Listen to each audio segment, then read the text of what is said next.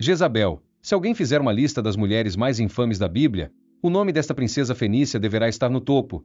Jezabel era dominadora, impiedosa, injusta, manipuladora, inescrupulosa e implacável.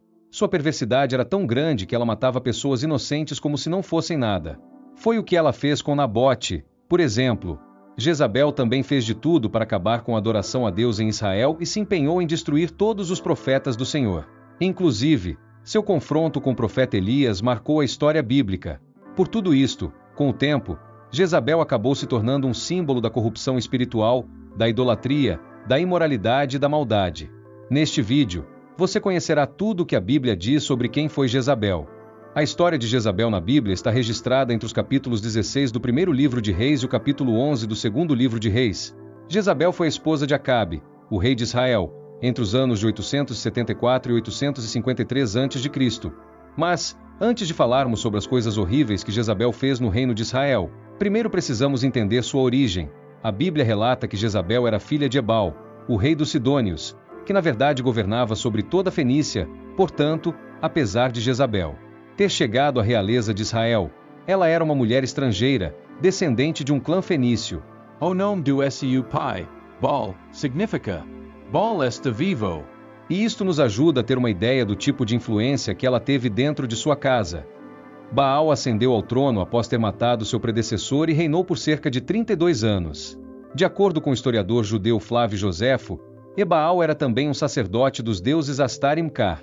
Talvez Jezabel tivesse passado anônima pelas páginas da história se não fosse o seu casamento ilegal com o herdeiro do rei Onri de Israel. Havia uma proibição concernente a casamentos entre hebreus e povos cananitas do Levante. Mesmo assim, o príncipe de Israel casou-se com a princesa dos Sidônios, provavelmente para selar o tratado político-econômico entre os dois estados. Acredita-se que este casamento ocorreu como um tipo de compensação pela hostilidade de Damasco contra Israel, num acordo promovido por Onri, pai de Acabe, para reafirmar uma aliança entre Tiro e Israel em cerca de 880 a. E o que aconteceu após este casamento garantiu uma infâmia perpétua ao nome de Jezabel. A união entre Jezabel e Acabe foi o ápice da perversidade e da apostasia em Israel, de modo que é dito que as maldades de Acabe foram maiores do que a de qualquer um de seus predecessores. A Bíblia explica que Jezabel era uma devota de Baal-Meucarat, o deus cultuado na Fenícia. Quando casou-se com Acabe, foi feito um tratado para que Jezabel pudesse continuar adorando seu deus nativo também em Samaria, seu novo lar. Jezabel então convenceu Acabe para que ele edificasse santuários para o culto ao seu deus, e com isto, ela trouxe centenas de sacerdotes e profetas de sua religião pagã para dentro de Israel e conduziu o povo à apostasia. Jezabel contava com 450 profetas de Baal e 400 profetas da deusa Zerá. A rainha Jezabel tinha personalidade forte e dominante. Além de seu fanatismo religioso, ela era impulsiva e violenta. A princípio, sua principal exigência era de que seu Deus tivesse os mesmos direitos do Deus de Israel perante o povo. Mas, na verdade, Jezabel queria mesmo era extinguir completamente o culto ao Senhor em Israel. Então, Jezabel começou a perseguir os profetas do Senhor e mandou matar todos aqueles que se pusessem contra suas práticas idólatras. Consequentemente, o texto bíblico registra que centenas de profetas do Senhor foram massacrados. O relato bíblico claramente nos mostra que Jezabel exercia forte influência sobre Acabe, pois o rei permitia que Jezabel agisse conforme desejasse. Ela teve 3 filhos com o rei de Israel, Acasias, Jorão e Atália. Embora exista uma discussão se Jezabel realmente foi a mãe de Atália, ela também instruiu seus filhos de acordo com suas práticas.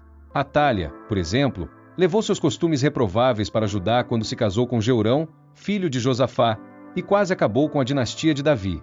E foi nesse contexto de terrível tensão que surgiu inesperadamente, na história bíblica, o profeta Elias, o maior desafeto de Jezabel, que reprovava seus costumes pagãos.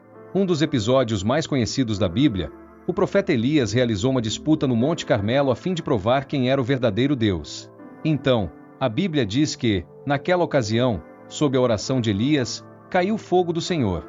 Em seguida, os profetas de Baal acabaram sendo mortos.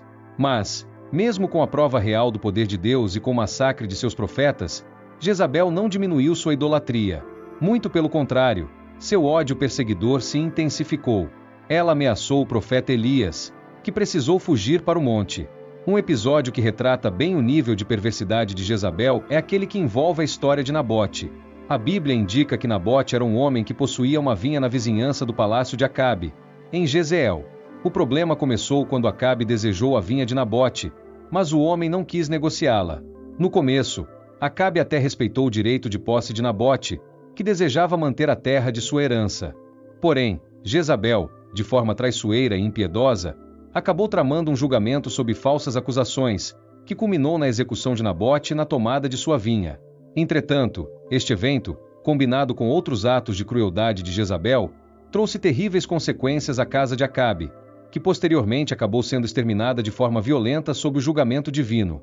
Depois que Acabe morreu, Jezabel ainda continuou tendo grande poder e influência em Israel durante os reinados de seus filhos Acasias e Jorão. Mas Jeú, um oficial do exército escolhido por Deus, matou Jorão, limpou a casa de Acabe do reino de Israel, ascendeu ao trono e erradicou o culto a Baal. Após ter matado Jorão, Jeú se dirigiu ao palácio, em Jezreel. No palácio, Jezabel estava vestida esplendorosamente, esperando por Jeú, com a intenção de afrontá-lo. Mas, na verdade, Jezabel estava a ter uma das mortes mais terríveis da história bíblica. A Bíblia diz que Jeú deu ordens para que seus oficiais a lançassem pela janela da torre do palácio, de modo que seu sangue espirrou na parede sobre os cavalos, e em seguida, seu corpo ainda foi atropelado.